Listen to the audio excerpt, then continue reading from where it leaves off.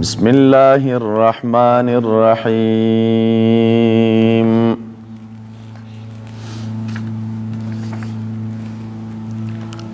إياك نعبد وإياك نستعين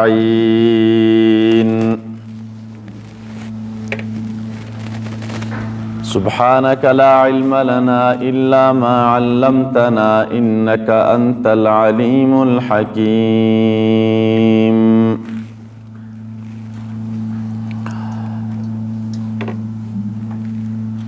پتیر درس کې مو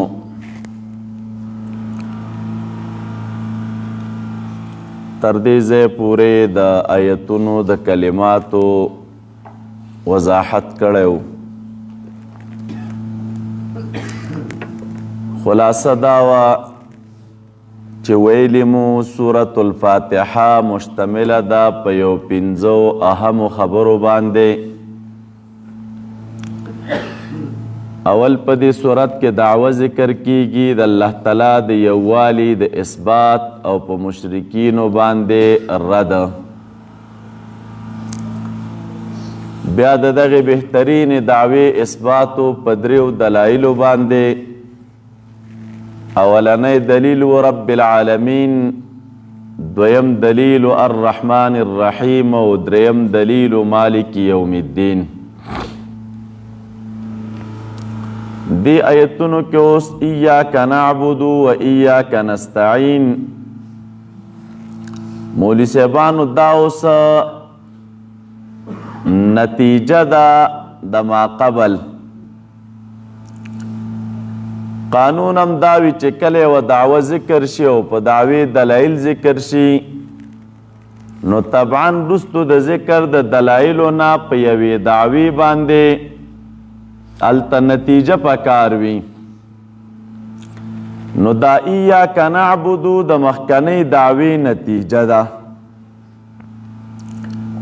لګو به په دې طریقه باندې الله تعالی فرمای الحمدلله رب العالمین. ټول صفات د خدای توبه خاص دی تر الله تعالی پورې. دغه ذات لرا ثابت دی او بل چا لرا ندی ثابت. زکه چې دی ذات د عالم تربیت او روزنه کړې ده او دا ذات عام مهربان دی او خاص مهربان دی او دا ذات د ورځې د جزا مالک دی، واکدار دی. او کوم ذات چې دغسې لویو عظیمو صفاتو باندې متصف وي نو د خدای توب او د بندګۍ صفات د دغسې ذات پورې خاص وي. هر کله چې دا دغسې عظیم ذات دی نو اوس وایو ایاک نعبدو، اے الہ من خاص تا بندگی کو. و ایاک نستعین خاص تا نه مدد غواړو. عبادت هم ستا کو او بندگی هم ستا کو او مدد هم د تا نه غواړو. نو گویا که دا ایاک نعبد و ایاک نستعین دا تفرید پا ما قبل بانده. دا امدی وجن علماء کرام لیکی دلتے حرف عاطف ندے راوڑائی مستقل ذکر کړي. او وجم دادا چې د دعوی او د نتیجې په درمیان کې حرف عاطف نوی نو دا دو جملے راغلے ایاک نعبد و ایاک نستعین. نو ایاک نعبد کے عبادت او ایاک نستعین کے استعانت او دا ایاک چراغ معلومی کی دا چه دا دوان خاص دی رب العالمین لرا. ایاک نعبد و ایاک نستعین دیزی که اسو خبر منگو تاسو یادو. اول مولوی صاحبانو ایاک راغلی دا د چا نه اخیستلی شوی. دویم نعبدو کې عبادت پروت دی او عبادت چاته وی. دویم د عابد معرفت چې عبادت کوونکی څوک دی. دریم د معبود عبادت معرفت چې معبود څوک دی. سلورم کیفیت د عبادت چې بنده به د رب العالمین عبادت سره کم کوي. او پنځمه خبره چې دی تخصیص د عبادت تر الله تعالی پورې چې عبادت یوازې او یوازې الله تعالی پورې خاص دی، د بل چا به عبادت او بندگی نشي کولی.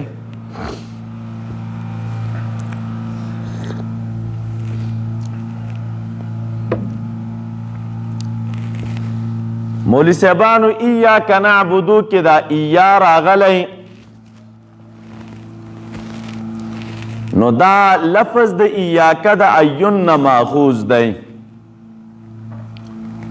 او عربان دا کلمه کله استعمالوي د تخصیص دپاره،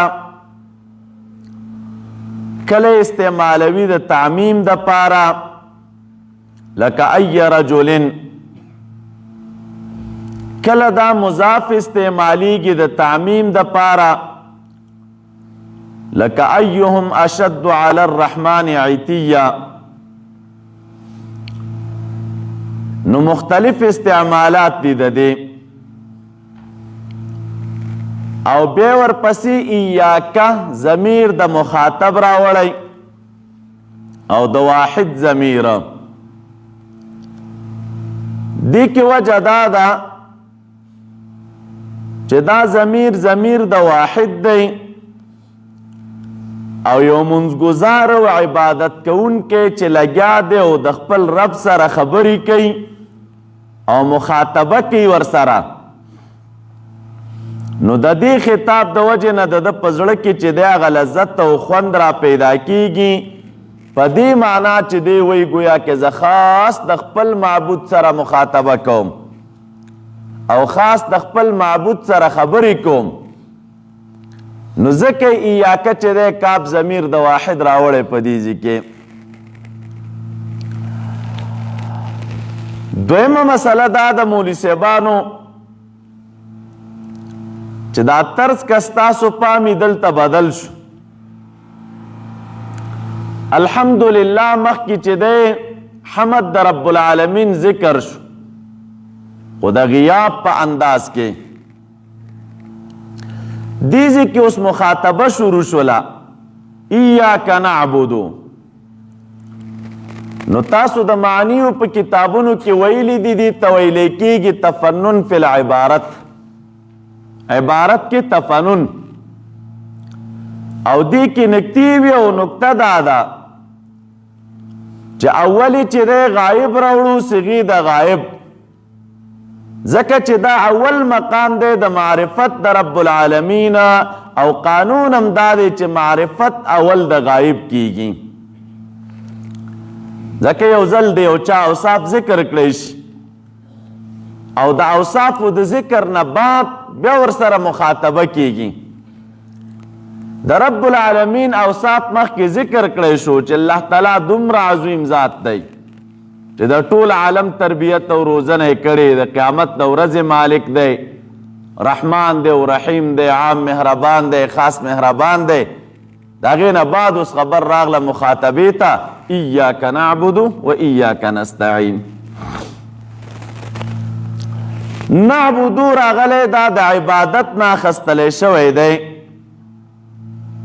او د عبادت په معنا کې ډیر اختلاف دی. دا چې عبادت چاته وایي نو ډیر اقوال دی پکې. وجه بیا علماء کرامو دا ذکر کړی دا چې مونږه د معبود برحق ادراک نشو کولی، نو داغه د عبادت او د بندګۍ ادراک به څه وکړو؟ څنګه چې د الله تعالی د ذات ادراک د هغې نه مونږ او تاسو عاجز یو په اتمې او اکملې طریقې باندې، همدغه شان د دغې ذات چې کومه بندګي ده او د هغه د شان سره ښایي د هغې نه هم موږ او تاسو چې دی عاجز یو د همدې وجې نه راځي چې نبی علیه السلام به فرمایل چې ما عبدناک حق عبادتک اے الہ مونږ ستا خاص عبادت خاص بندگی نه ده کړې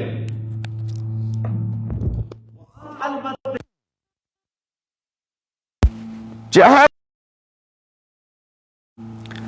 د عبادت تشریح هغه په خپلو تفسیرونو کې کړې ده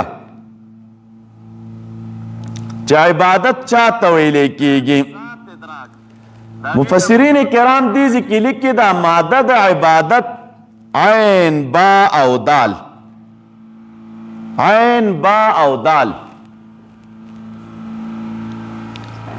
اصل کې دغه ماده دا دلالت کوي په تذلل په خضوع په کثرت استعمال او په عاجزۍ باندې د عربي لغت د نګانه دا عین او با او دال ماده دا دلالت کوي مولوی صاحبانو په تذلل په خضوع او په عاجزۍ او په کثرت استعمال باندې د همدې وجې نه عربان هغه لاره چې د کومې لارې استعمال ډیر وي او خلک پې ډیر ګرځي هغې ته دوی طریق معبد وی عامه لاره د پابندي پې نشته هر څوک پې ځي راځي او استعمال یې ډیر دی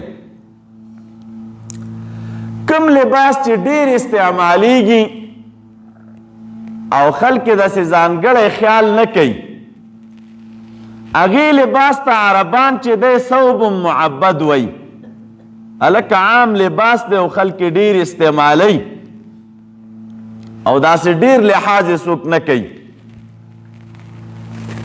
نو دا ماده چې دی دا په دغې خضوع او عاجزۍ باندې دلالت کوي اوس عبادت وی چاته نو امام راغب لیکي چې عبادت عبارت دی د چانا التذلل عبادت عبارت دی د تذللنا او عبادت عبارت دی د غایت تذللنا دې ته عبادت ویلې کېږي چې یو څوک عبادت مې وکړه معنا ده چې ځان مې ډېر عاجز او کمزور شمار که علما بیا لیکي اصطلاحا عبادت چاته ویلې کېږي الطاعة لله تعالی بغایت الخضوع رب العالمین لره طاعت او بندگی دغه خبره منل د انتهایی عاجزی سره د انتهایی خضوع سره او د انتهایی تذلل سره بوفق ما کلف به العبد دا بنده چې سره کم پاغي باندې مکلف کړی شوی دی په کوم انداز په همغه انداز باندې د دغې ذات خبره منل او دغې ذات ته عاجزي کول دې ته عبادت ویلی کېږي ابن کثیر بیا دا وایي چې عبادت عبارت دی د چا نه هو عبارت عما یجمع عبادت عبارت دی د هغې نه چې هغه به جمع کوونکی وي کمال محبت کمال خضوع او کمال خوف لره دا درې شیان به پکې وي کمال محبت به پکې وي کمال خضوع او عاجزي به پکې وي او کمال خوف او ډاره د رب العالمین به پکې وي چې د دغې دریو شیانو دپاره جامع وه نو دې ته ویلی کېږي مولوي صاحبانو عبادت دا زمونږ او ستاسو په منځ کې چې کله د عبادت کلمه وکارولی شي نو ذهن ته مسمدس لمونځ راشي. هلک ویې لکه پلانی عبادت کوونکی دی نو دی فکر کوي چې دغه دی دی لمونځ کوونکی دی او منځونه کوي، خو دا تنها لمونځ دا خو عبادت نه دی. عبادت خو ډېر انواع لري، اوس درته وایم. خو چې دا څومره انواع د عبادت دي نو دا به عبادت په کوم دوران کې ګرځي چې دا درې شیان پکې وي. کمال محبت پکې وي، کمال خوف پکې وي، کمال عاجزی پکې وي او خضوع پکې وي، دې ته عبادت وایي. او که چېرته دا درې شیان پکې نه او بیا موږ او تاسو ورته نوم د عبادت ایښودلو چې عبادت کوم یا عبادت کوي، نو دا به مولوي صاحبانو هغه صورت او ډانچه د عبادت وي. و اما حقیقتا چې عبادت کوم شي ته ویلی کېږي نو دا بیا هغه عبادت نه دی. مونځ کوي دا درې شیان به پکې وي: د الله تعالی سره مینه، د رب العالمین نه ډاره او الله تعالی ته عاجزي. روژه نیسي دا درې شیان به پکې وي. زکات ورکوي دا درې شیان به پکې وي. حج کوي دا درې شیان به پکې وي. څومره انواع د عباداتو چې دي چې ترسره کوي دا درې شیان به پکې وي: کمال محبت د رب العالمین، کمال عاجزی رب العالمین ته، او کمال خوف د رب العالمین نه. او که دا درې شیان پکې نه وه نو داسې د عبادت ډانچه ده او د عبادت صورت دی. هغه حقیقتا چې عبادت کوم شي ته ویلی کېږي چې رب العالمین پې د یو بنده نه راضي کېږي او د یو بنده نه خوشحالیږي، نو هغه بېل شی دی. د همدې وجې نه چې زمونږ او ستاسو عبادات خالی دي د دغې شیانو نه، نو د لمانځه په باره کې که ستاسو فکر وي، الله تعالی فرمایي ان الصلاة تنهى عن الفحشاء والمنکر. یقینا مونځ انسان د فحشاو نه منع کوي او مونځ انسان د منکراتو نه منع کوي. د الله تعالی وینا ده چې مونځ انسان د فحشاو او د منکراتو نه منع کوي. اوس ته به وایي چې مونځ هم کوم او فحشام کوم، مونځ هم کوم او منکرات هم کوم. څنګه کیدی شي چې رب العالمین وایي چې مونځ انسان د دې بدیو نه منع کوي او ته منځونه هم کوې او بدۍ هم ترسره کوې؟ نو د الله تعالی په وینا کې دروغ نشته. الله تعالی اصدق القائلین دی. د ده وینا همدقه ده چې مونځ رښتیا انسان د بدیو نه منع کوي. خو لیکن دا تا چې کوم مونځ کړی دی نو دا هغه لمونځ نه دی چې تا د فحشا او د منکراتو نه منع کړي. ولې؟ ځکه مونځ خو عبادت دی او عبادت کې به دا درې شیان وي: د الله تعالی ډاره به پکې وي، د رب العالمین سره محبت به پکې وي، همدارنګې چې دی کمال خضوع عاجزي به پکې وي. او ستا مونځ کې نه د رب العالمین نه ډاره وه، نه د الله تعالی سره د مینې په انداز کې ولاړ وي، او نه مولوي صاحبانو چې دی الله تعالی ته عاجزه ولاړ وي، یو شی هم نه وه. نو چې ستا په مونځ کې دغه یو شی هم په نظر نه راتلو نو داسې مونځ به تا د فحشا او د منکراتو نه څنګه منع کړي؟ نو دا شیان درې واړه چې دی د عبادت په ټولو انواعو کې د ضروریاتو نه دي چې هر یو عبادت ترسره کوئ پکار دا ده چې د دریو اهمو خبرو ته مو پام وي. بیا علماء کرام لیکي د عبادات په غټه کچه باندې دا په درې قسمه دي: بدني عبادات دي، قلبي عبادات دي، او مالی عبادات دي. قلبی عبادات، بدنی عبادات او مالی عبادات. قلبی عبادتونه ډیر دي، د زړه ډیر عبادتونه دي، ولیکن علما لیکي رجع د عباداتو قلبیو دې پنځو شیانو ته کیږي: خوف، محبت، رجا، اخلاص، توکل. دا پنځه شیان د زړه عبادت دی. خوف، زړه کې به د الله تعالی ډاره پرته وي، ویره به پرته وي. محبت، د رب العالمین سره به د زړه کې مینه پرته وي. رجا، امید به د په زړه کې پروت رب العالمین ته د عفو. اخلاص، دا اعمال به د یوازې او یوازې د رب العالمین د رضا دپاره وي. توکل، دا خپلې چارې به د ټولې دغې ذات ته سپارلې وي. دغه پنځه شیان چې دی دا د زړه عبادتونه دي. د ډېره خو رجه د هغې ټولو چې موږ وګورو دې پنځو ته کېږي. بدني عبادات هغه بیا ډېر دي مولوي صاحبانو، خو لیکن د هغې رجم دې پنځو شیانو ته کېږي.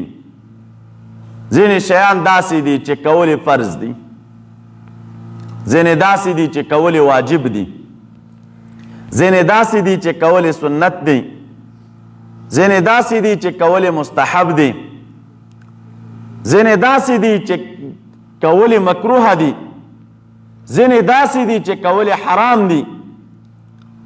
نو چې دا کم فرایض او واجبات او سنن او مستحبات دي، په دې اتیان او د مکروهات او د محرماتو نه اجتناب او ځان ساتنه، بس دا عبادات هغه دي چې تعلق یې د چا سره دی؟ د بدن سره. بس دا بیا ډېر افراد لري، همداسې پسې ګورئ بیا دا کار فرض دی او دا واجب دی او دا سنت دی او دا مستحب دی، دې نه ځان ساتل منع دي ځکه حرام دی، دا مکروه دی. دا ټول مولوي صاحبانو چې دی دا عبادات دي، په ځینو به اتیان کې او د ځینو نه به ځان ساتي.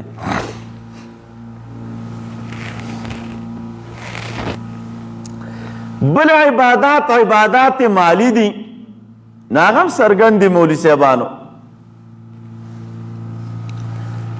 قرآن کریم کې چې اوس موږ او تاسو وګورو،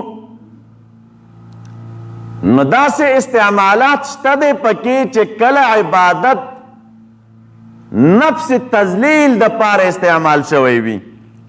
تذلیل، نفس تذلیل. سورہ مومنون 30 کې رب العالمین فرمای وقومهما لنا عابدون. د موسی علیہ السلام او د هارون علیہ السلام د قوم په باره کې او فرعونیانو ویل چې وقومهما لنا عابدون، د دې دواړو قوم مونږ لره عبادت کوونکی دی. نو عبادت دیږي کې په معنا د نفس تذلیل سره. وقومهما لنا عابدون، د دوی دواړو قوم زمونږ په مقابل کې عاجز دي، مونږ ته کمزوري دي او زمونږ تابعدار دي. عبد کله مولوي صاحبانو مملوک ته هم وایي. قرآن کریم کې الله تعالی فرمایي ضرب الله مثلا عبدا مملوکا. عبادت کله په معنا د نفس طاعت سره هم راځي. لکه رب العالمین فرمایي چې الله تعبد الشیطان. دا الله تعبد الشیطان دا غلی دی چې عبادت په معنا د طاعت د شیطان خبر مه منئ، داغه خبر مه منئ. عبادت کله په معنا د غضب او د غصې سره هم راځي. غضب،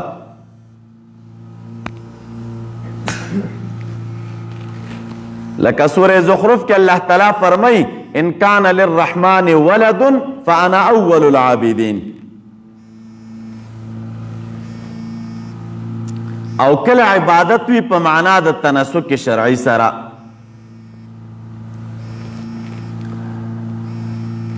عابد څوک دی مولوي صاحبانو؟ عابد دا خود عبادت معرفتو.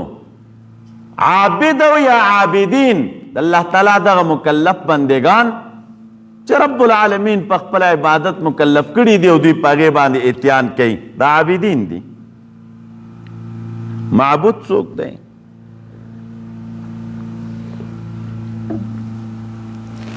معبود هو الله سبحانه وتعالى.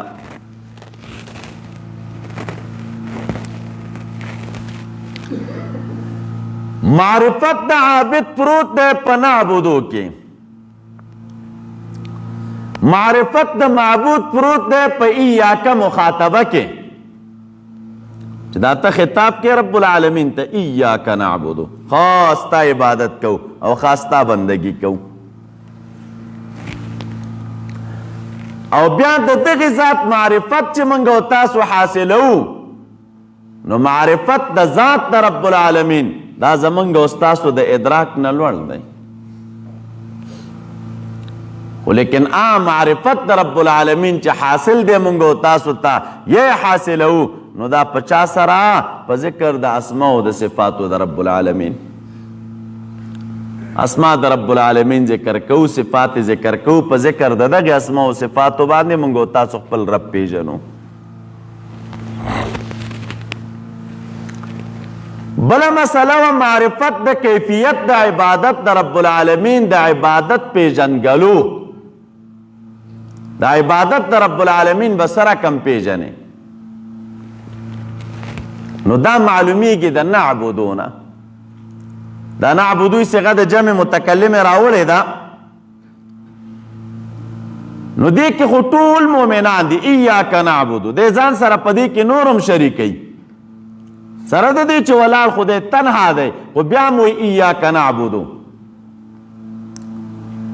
په دې صيغه د جمع کې خفي اشاره دې خبرې طرف ته ده چې مؤمن مسلمان عبادت به هغه شان کوي چې څنګه عبادت رسول الله صلی الله علیه وسلم کړو، او څنګه عبادت د نبی علیہ السلام صحابه کرامو کو، امق شان عبادت به ته هم کوي. او بیا دا ووره چې دغه عبادت خاص دی یوازې او یوازې تر رب العالمین پورې، بل چا لره دا عبادت نشي کولی. او دغه تخصیص د عبادت په دې آیت مبارک کې را معلومیږي د ایاک د تقدیم نه. دا ایاک خو مفعول دی د نعبدو دپاره، او مرتبه د مفعول مؤخر وي، مفعول رستو وي او فعل مقدم وي ورباندې، او دیزی کې په فعل باندې مفعول مقدم شوی ایاک نعبدو. نو تا تقدیم د مفعول، تقدیم د هغه چا چې د هغه حق تاخیر وي، تاسو کتبو کې ویلي دي چې هغه حصر او اختصاص پیدا کوي. نو دا پیدا کړی دی چې حصر او اختصاص، خاص تا بندگی کو رب العالمین، بس د بل چا عبادت او د بل چا بندگی نه کو.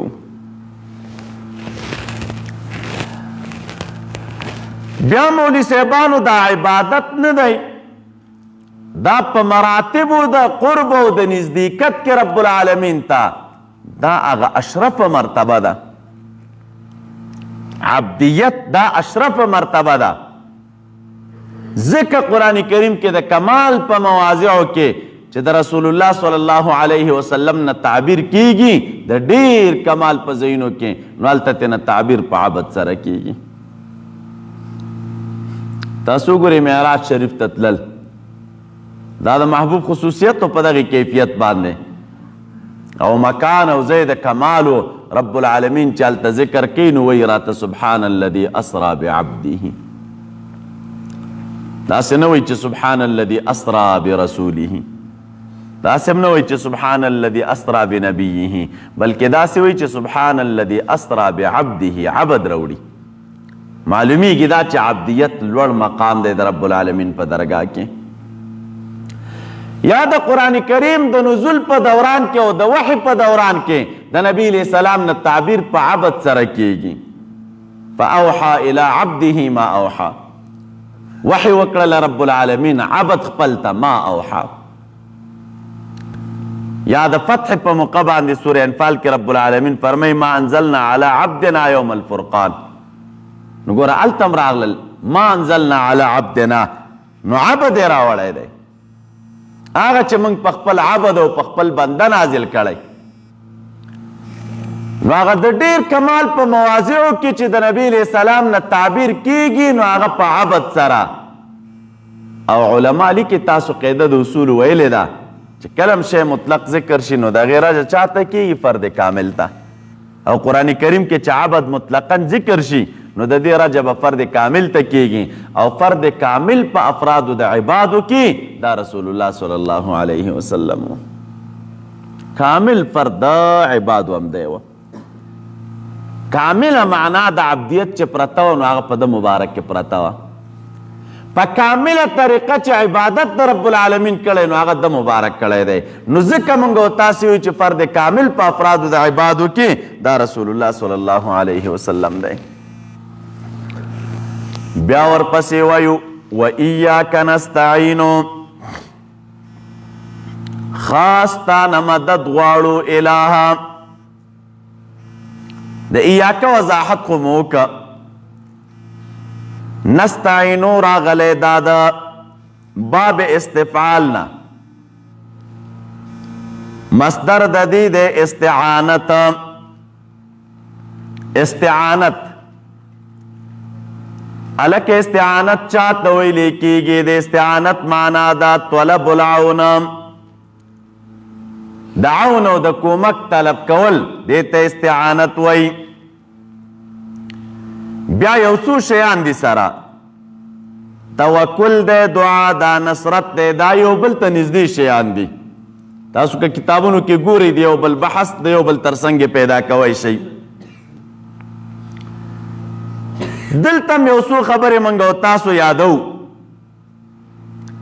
یو دا چې د ایاک نستعینو تعلق د ایاک نعبدو سره څه شی دی علماء کرام لکی تعلق دا دی اولی نعبدو ذکر کا ورپسې نستعینو وی وجه دا د چې دی ذکر دا عبادت دا وسیله ده د پاره د استعانت او وسیله مقدمه وي وسیله څه شی وي دا بنده چې د رب العالمین نه کومک غواړي نو د دې کومک د پاره وسیله دا څه شی ده عبادت ده بندگی وکا او دا خپل بندگی وسیله که د پاره د چا د کومک غوښتلو نو عبادت چونکه وسیله و وسیله مقدمه وي نو نعبدو یې وړاندې کا دویم دا چې مستعین څوک دی مدد څوک غواړي نو مستعین ټول بندگان دي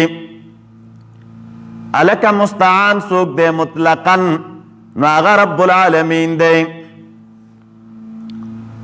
دام دی وجه نه سوره یوسف کې راځي 13 نمبر آیت کې والله المستعان على ما تصفون الله تعالی مستعان دی یا لکه سوره انبیاء کې راځي ربنا المستعان ربنا المستعان درېمه مسله دا چې مستعان له څه شی دی دا د رب العالمین نه چې یو بنده کومک غواړي نو دا کومک د څه شي دپاره غواړي نو دې ځای کې بیا مفسرین کرام د عبدالله ابن عباس رضی الله عنهما قول را نقلی چې ایاک نستعین علی طاعتک وعلى الامور كلها اے الہ مونږ ستا نه مدد غواړو په څه شي کې مدد غواړو د تا نه ستا د طاعت او ستا د بندګۍ دپاره وعلى الامور كلها او د ټولو امورو دپاره د ټولو کارونو کې موږ د تا نه مدد غواړو او دا مخکې چې مو وویل ایاک نعبدو ستا عبادت او بندګي کوو نو بندګیم د رب العالمین آسان کار نه دی نو دی وی الهه مدد درنه غواړم د دې بندګۍ دپاره هم توفیق راکه چې ستا عبادت وکم او توفیق راکه چې ستا بندګي وکم او ایاک راغی نو بیا ایاک مولوي صاحبانو د تخصیص دپاره خاص تا نه مدد غواړم دې ځای کې مولوي صاحبانو که موږ او تاسو سوچ وکړو قرآن کریم کې دوه قسمه نصوص راځي یو طرف ته دا آیت راغی چې ایاک نستعین خاص تا نه مدد غواړو دې نه دا معلومیږي چې مدد به یوازې او یوازې د رب العالمین نه غواړي بس ځکه وعده ده ورسره او نور آیتونه قرآن کریم کې داسې شته چې هلته مدد د بندگانو نم غوښتلی شوی او بندگان رب العالمین ماموره کړي دي په دې باندې چې تاسو د یو بل مدد وکئ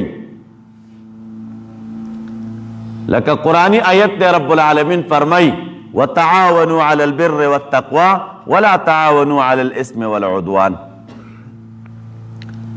تاسو دیو بل سره کومک کوئ په نیکۍ او په تقوا باندې، او دیو بل سره تعاون په ګناه او په ظلم او زیاتی مه کوئ. نو ګوره امر دی چې په نیکیو کې دیو بل سره کومک کوئ. دویم د نبی علیہ السلام صحابه کرام په غټه کچه دوه قسمه دي، یو ته مهاجرین وی او دویم ته انصار وی. د دې انصارو ذکر رب العالمین قرآن کریم کې کوي او په دې الفاظو باندې کوي چې والذین آووا ونصروا. یو طرف ته مهاجرینو ذکر وکړو، بل طرف ته بیا د انصارو ذکر کوي. هغه کسان چې دی مهاجرینو ته زید استوګنې ورکه، ونصروا د دوی کومک یې وکړه او د دوی مدد یې وکړه. نو هلته ته وګوره هغوی مدد کړی او ذکر رب العالمین کوي په ونصروا سره. د الله تعالی په پیغمبرانو کې او بهترین پیغمبر حضرت عیسی علیه السلام دی. مبارک چې کله تنگ شو د خپل خلکو نه، یو اعلان کې و، اعلان قرآن کریم کې ذکر دی، مبارک آواز کی من انصاری الی الله، څوک دی مدد کون کې زما الی الله.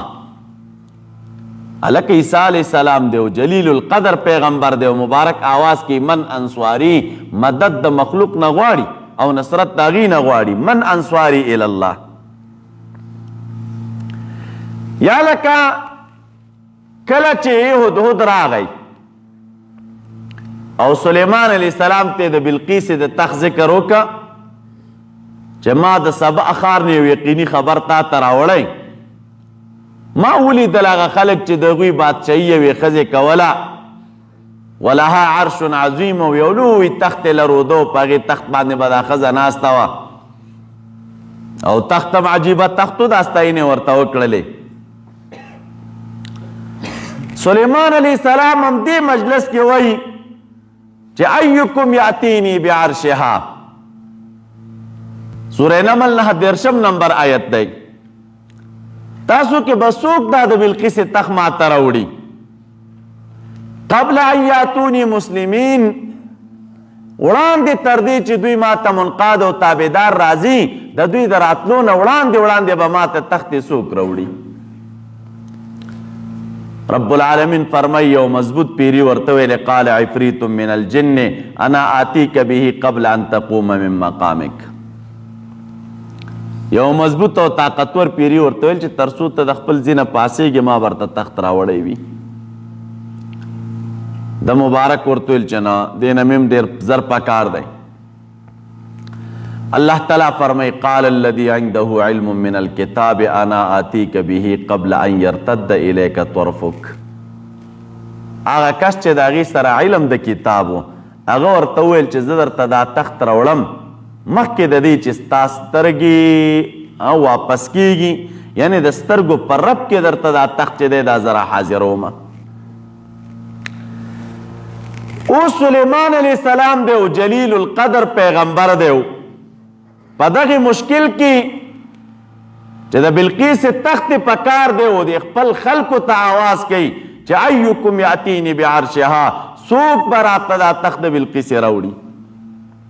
خو دا مدد غوښتل دي چې د خلکو نه مدد غواړي، او سره د دې نه چې اوس آیت کې دا راله چې ایاک نستعینو، الهه مونږ خاص تا نه مدد غواړو. نو یو طرف ته دا دي چې خاص تا نه مدد غواړو، بل طرف ته د مخلوق د مدد ذکر هم پکې دی.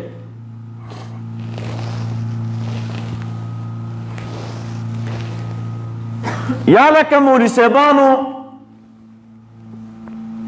داسې روایات نور هم شته دی په احادیثو کې چې موږ او تاسو هغې ته وګورو دا خبر ترې را معلومیږي.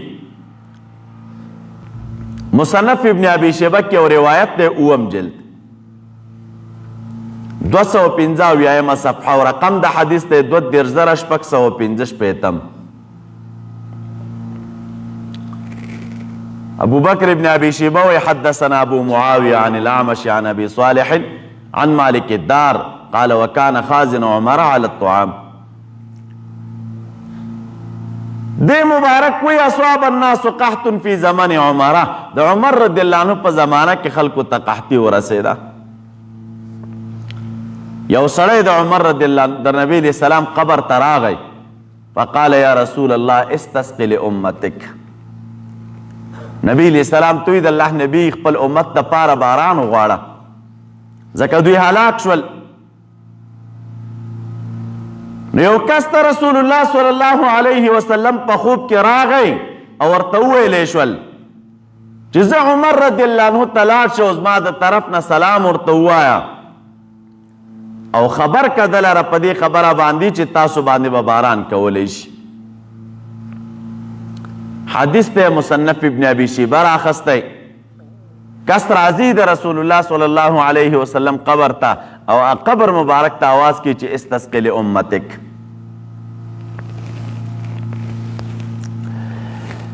یا لکه مولوی صاحبانو یو بل روایت مصنف ابن ابي شیبه کې شته، لسم جلد 390 صفحه، رقم د حدیث دی 10309.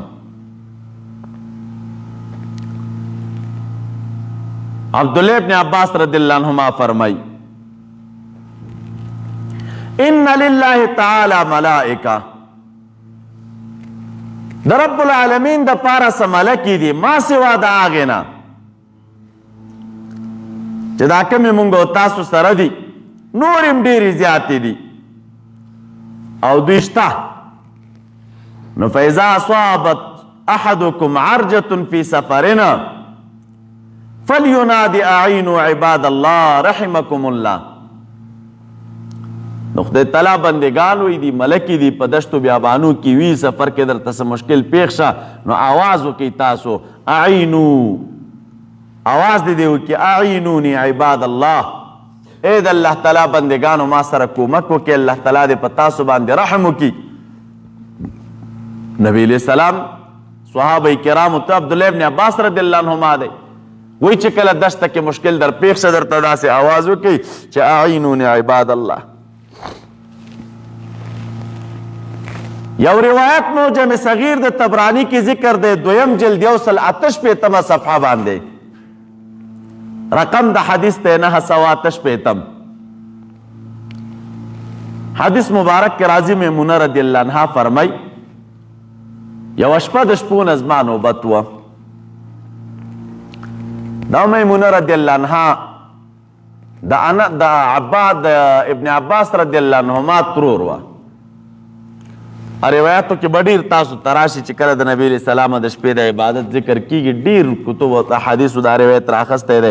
عبدالله ابن عباس رضی الله عنهما فرمایي بت عند خالتي میمونته، زما شپه د خپل خالی حضرت میمونی رضی الله عنها په کور کې وه، نو دا د مبارک ترور وه او د نبی علیہ السلام بیبي وه او صرف نوم مقام کې چې د مولوی صاحبانو نبی علیہ السلام ورسره نکاح کړی و، نزدېکت شوی و. عجیبه دا ده چې په کوم ځای کې په دې باندې بنا شوی او په همغه ځای کې مبارکه بیرته وفات شوی هم ده. دا رستو بیا چې حالات په بدلیدو باندې و د مدینې منورې نه راووتله او بیرته همغه خپل ځای ته لاړه چې کوم ځای کې واده شوی و، همغې ځای کې خیمه ووهله او په همغه ځای کې وفات ده. بس د نبی علیہ السلام بیبیانی دی امهات المؤمنین دی، د هر یوې خپل خپل ارزښت دی او خپل خپل مقام دی عند الله. موږ جارانی ته تللي وو، عمره مو راوړه، نو ډریور نه ما پوښتنه وکړه چې په دې لاره باندې داسې نور څوک یا که متبرک ځایونه شته نشته، مخکې دې ځای ته زه نه وم تللی. ده راته ویلي چې دغسې یو بله لار تللې ده او په هغې لاره باندې د میمونې رضی الله عنها قبر دی، نو که غواړئ په همغې لار باندې به لاړ شو بوبه مو زمال صحیح ده لاړ به شو. نو کله چې راتو شو راتللو د مکه مکرمه کې، نو یو ځای دی سړک په غاړه باندې، ترڅنګ نور قبرونه هم نشته او ګیر چاپیره تېنه کورونه دي او د دې مبارکې د قبر نه یو دیوال راتاو کړی او همغې ځای کې قبر دی. دروازه بنده وه، نو ما سره ملګري مو موږ چې ورغلو لاندې تیږې ایښې وه دروازې مخې ته، زه هغه تیږو باندې ودرېدم، بره ښکاره شوم دی قبر ته. نو څنګه چې نږدې شوم د جنگلو مبارک وته نو یو عجیب خوشبوئی را باندې ولګېدل او خوشبوئی مې حس کړه نو متوجه شوم خوشبوئی ناشنا و ډېر عجیب خوشبوئی وه نو د قبر ته مې لاندې وکتل در نه پکې د شیشو د عطرو شیشې وې بوتل پراته و پکې نو کله زړه ته رالم ویل چې دا خوشبوئی به د دې وي نو چې مې کتل نو هغه هم تش وه بیا مې فکر کوه چې دا خو وړې شیشې دي نو دومره خوشبوئی خو به د دې عطرو نه وي نو چې دا د په انسان لګېږي نو ښه ورنږدې شوم پوزه مې جنګلې سره ولګېده دا ډریور مونږ سره راکوز شوی نه دی ناست و ګاډي کې د مونږ څارلو خو ډېر یو عجیبه خوشبوئی وه چې هغسې خوشبوئی نو ما بل ځای کې نه وه حس کړی کله چې بیرته رالو ګاډي کې کېناستلو ډریور ما ته وایي چې پوزه دې څنګه سې دی دغه ته نږدې کړه جنګلې ته ما داسې یو عجیبه غوندې خوشبوئی وه وایي چې خوشبوئی دې حس کړه میلاو نو ډریور راته ویل په دې ځای کې داسې خوشبوئی وي کله د ماښام نه بعد چې دا قبر خو پرېږده چې دا کومه ساحه کې قبر دی چې دا ګیر چاپېره کومه علاقه ده او کوم کورونه د دې روضې مبارکې تر څنګ دي وایي د دې قبر مبارک خوشبوئی چې دی هغې کورونو ته هم رسېږي او دا سړک باندې چې کوم خلک تېرېږي هغه سړک خلک هم دا خوشبوئی حس کوي تنها حدیث کې نه وي دا ټوله ساحه وایي معطره وي کله د ماښام نه بعد او خلک دا خوشبوئی حس کوي نو دغه میمونه رضی الله عنها فرمایي چې نبی علیه السلام را سره د شپې میلمه و وایي مبارک د شپې پاسې د اواز یې کو او داسې کو چې کله غسلخانې ته لاړ نو فسمعته یقول فی متوضئه نبی علیه السلام نه مې واورېدل چې مبارک په خپله غسلخانه کې ویل لبیک لبیک ثلاثا درې کرتې لګیا و یو ځلې لبیک ویل بیا یې لبیک ویلې بیا یې لبیک ویلې او د دې لبیک ویلو نه بعد نبی علیه السلام بیا وویلې نو سرتا نو سرتا نو سرتا وی کله چې مبارک د غسلخانې نه راووت نو ما ورته ویل چې یا رسول الله سمعتک تقول فی متوضئک تاسو نه مې واورېدل چې په غسلخانه کې مو دا کلمات ویل نو کانکه داسې و لکه تاسې چې د انسان سره تکلم کو د انسان سره مخبرې کولې دا چا سره لګیا وئ تاسو سره څوک و نو مبارک ورته جواب ورکړي قال هذا راجز بني کعب یستصرخني دا هغه د بني کعب قبیلې راجز وه او هغه چې دی ما ته چغې ولې لاره کې څه شی مشکل کې ګیر وه او ما ته چغې ولې رب العالمین ما ته هغه آواز را ورسو او ما ورته ویل چې مدد به در سره وکړی شي نو الله تعالی مدد ورسره وکړو دی د هغې مشکل نه خلاص شو داسې ډېرې نمونې نور هم شته د مولوي صاحبانو چې په هغې کې د مخلوق نه د مدد غوښتلو ذکر شته بلکې د مخلوق نه د مدد غوښتلو طلب پکې دی او مخلوق په دې ماموره دی چې دوی باید د بل مخلوق در الله تعالی سره کومک وکړي او مدد وکړي ورسره نو دې آیت سره اوس چل کې چې ایاک نستعینو دا خو ظاهر کې تعارض کاری او سره د دې نه چې د الله تعالی په کلام کې تعارض نشته د رب العالمین کلام د تعارض نه بچ دی لکه تعارض د هغه چا په وینا کې وي چې په چا باندې عواقب د امورو مخفي وي یو کس دی د یو کار عاقبت او انجام ورته نه دی معلوم نو نن یوه خبره وکړي او سبا چې ورته ښکاره شي عاقبت بل شان وي بیا بل شان خبره وکړي نو تعارض خو د دغسې چا په وینا کې وي او رب العالمین نه خو عواقب د امورو مخفي نه دي نو په ده باندې به چې دی د ده په کلام کې به تعارض څنګه راشي نو دې ځای کې علما د دغې آیتونو په منځ کې د تطبیق په خاطر باندې مختلفې خبرې کوي څوک په دې طریقه باندې تطبیق کوي یو وایي چې دا مدد دوه قسمه دی یو مدد ما فوق الاسباب دی او دویم مدد ما تحت الاسباب دی یو هغه مدد دی چې د اسبابو نه فوق دی او بل هغه مدد دی چې د اسبابو نه تحت دی کوم مدد چې د اسبابو نه فوق دی هغه به د رب العالمین نه غوښتلی شي او کم مدد چې د اسبابو نه تحت دی نو هغه بندګانو نه هم غوښتی شي او بنده هم د بل بنده سره هغه کومک کوی شي چې داخل لاندې د اسبابو وي دا تقسیم ځینو علماو کړی الله تعالی دې د شیخ سے مبارک درجات بلند کړي هغه مبارک به فرمایل بیا چې دې ځای کې دا سبب چې موږ ذکر کوو نو بیا دا تقسیم چې هر چا کړی او خلک د دې تقسیم نه غلط استفاده کوي او مسلمانانو ته مشرکان وایي د دغې تقسیم په اساس باندې نو بیا به مبارک فرمایل دلته یو دویم تقسیم بیا پکار دی چې دا سبب دو قسمه دی،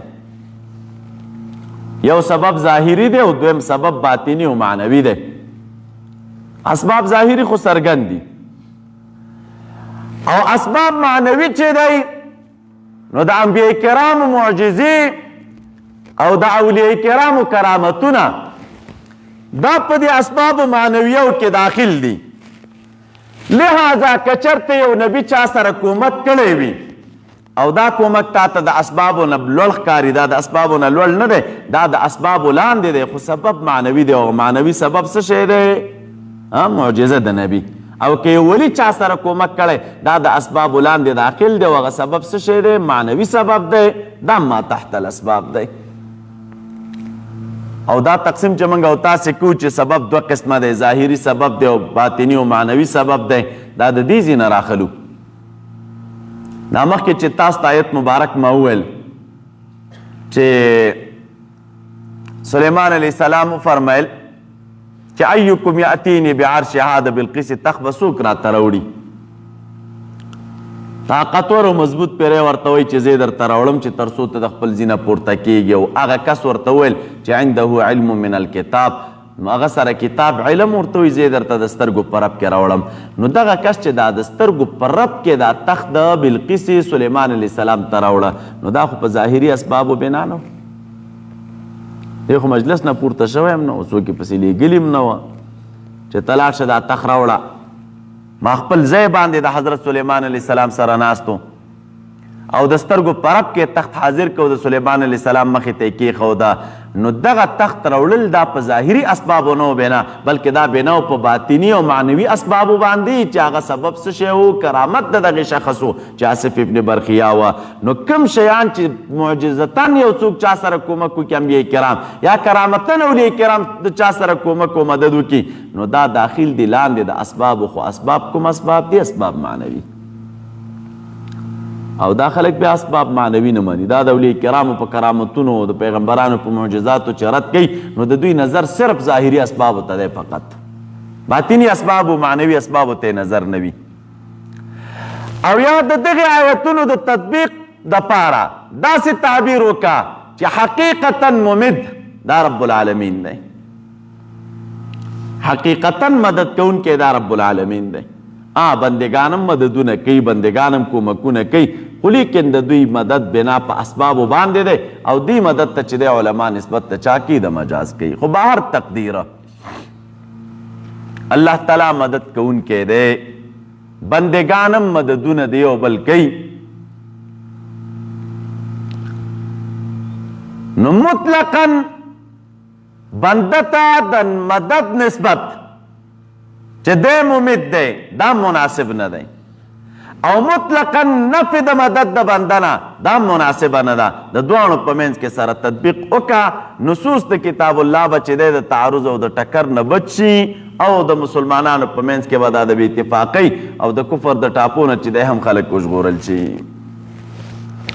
نو دا د ایاک نستعین وضاحتو اهدنا الصراط المستقیم. وخای رب العالمین مونږ صراط المستقیم لار برابر. ربط د دغه آیت د ما قبل سره وایا مخکې دعوه د توحید ذکر شولا، اثبات داغي وشو په دریو دلایلو باندې. اوس دې ځکه مونږ تاسو وایو دا کومه بهترینه دعوه چې مخکې په دغې دریو دلایلو باندې ثابته شوله، نو دا یوه لار ده او په دې لاره باندې دوام او همیشوالی پکار دی. ځکه عقیده دې ته نه وایي چې د یو وخت انسان وي او بل وخت یې بیا پرېږدي. نو دی آیت کې دا بنده د رب العالمین نه د دوام غوښتنه کوي. اهدنا الصراط المستقیم، اے الہ دغه کومه پاک عقیده چې مخکې ذکر شوه په دې عقیدې راته ثبات نصیب کا. دا بهتر عقیده و په دې مې کلک ولره، ثابت مې ولره ورباندې. دویمه وجه علما دا ذکر کوي لکه مخکې چې کومه عقیده بیان شوه د دې عقیدې دپاره ډېر آفات دي. عقیده د توحید ډیر مشکلات لري. د هر قسمه مشکلات او د سختیو سره به مخ کیږي د خلکو د لوري. نو چې هر کله آفتونه او مشکلات پکې ډیر دي، نو ای بنده چرته د دغې مصیبتونو د مشکلاتو د وجې نه دا پاک او سپېڅلې عقیده پرېږدي، د دې لارې نه وانه وړې. د دې پاکې او سپېڅلې عقیدې حفاظت پکار دی، او حفاظت یې دا دی چې رب العالمین ته سوال کوه چې اهدنا الصراط المستقیم، خدای په دې لاره مې ثابت ولره، استقامت راته نصیب کا. استقامت خبره کوم درته رستو. بله طریقه د ربط دا د علماء کرام لیکي مخکې راغلل، ایاک نستعینو، بنده د رب العالمین نه مدد او کومک غواړي او وی ورته چې الهه خاص تا نه مدد غواړم. گویا کې د الله تعالی د طرف نه سوال راځي، ای بنده د څه شي کومک در سره وکم؟ جواب میلو شه اهدنا الصراط المستقیم، الهه صراط مستقیم باندې مې ثابت قدم ولرا. دا مدد در نه غواړم چې په دې پاکه لار باندې چې دا کومه مخکې ذکر شو په دې مې کلک ولرا او په دې لار مې ثابت ولرا. نو دا ځان ته کلام دی مولوي صاحبانو، ځکه حرف عاطف دې ذکر نه دی راوړی. او بل مشکل هم شته، که حرف عاطف یې راوړی نو مخکې جمله خو خبریه وه او اهدنا جمله انشائیه ده، او تاسې ویلي چې عاطف د انشاء په اخبار نه کیږي، او که څوک یې کوي نو تاویلونه به کوي پکې لکه وهو حسبي و نعم الوکیلو کې چې موږ او تاسو کوو. کلماتو ته راشئ. اهدنا دا د هدایت نه ماخوذ دی، نو یو موږ او تاسو ته هدایت پیژندل پکار دی. دویم موږ او تاسو ته چې د هادي پیژندل پکار دی. دریم هدایت مندون کی کسان. څلورم د هدایت مرتبه. او پنځم دا چې کوم یو هدایت د رب العالمین پورې خاص دی. نو مولوی صاحبانو هدایت علما لیکي ویلی شي لغتن دلالت بلطف و خیرنا، دلالت بلطف و خیرنا، په لطف و په خیر سره ښودنه چاته دې ته چې دی دلالت ویلی کیږي.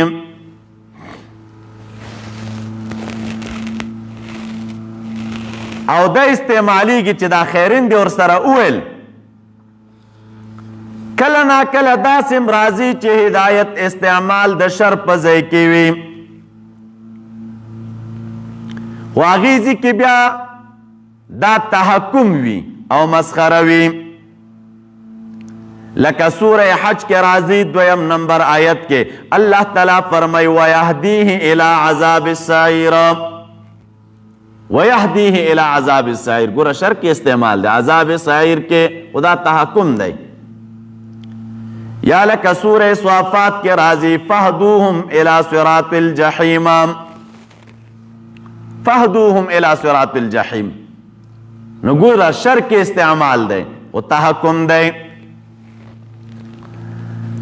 یو هغه خبرې دي چې شرح تعذیب کې موږ او تاسو پیژندلي دلالت اقسام او مذاهب د معتزله او د اهل سنت هغه خپل کار دی. او تاسو راځئ قرآن کریم ته. دا قرآن کریم کې چې هدایت استعمالیږي دا په 3 طریقو باندې. دا چې هدایت فاعل هم غواړي او مفعول هم غواړي. کله داسې وشي مولوي صاحبانو چې تعدیت د دویم مفعول ته په واسطې د اله سره وي، اله کله په واسطې د لام سره وي او کله بغیر د واسطې د اله او د لام نه وي، نه لام ورسره وي او نه اله ورسره وي.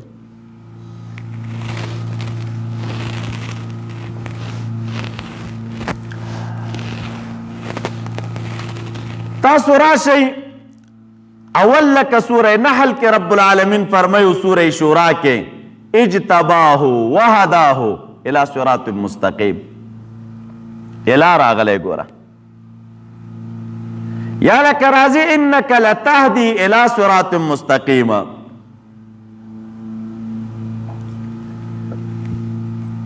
نو دې ځکه دا الی راغلی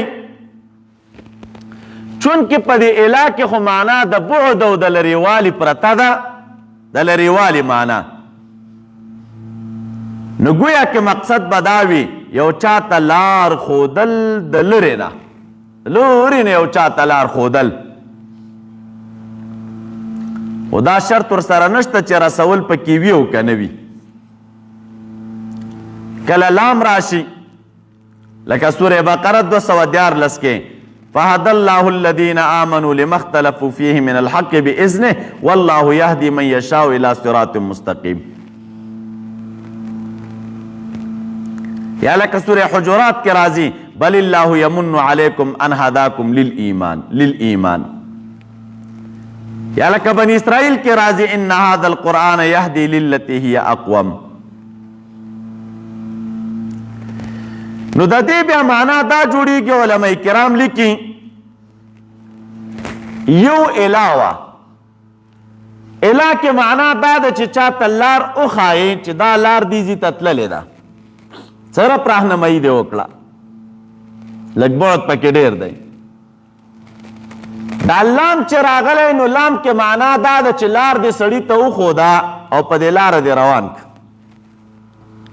او د روانېدو نه بعد بیا دې پرېښود چې رسیږي او که نه رسیږي دغه خپل کار دی.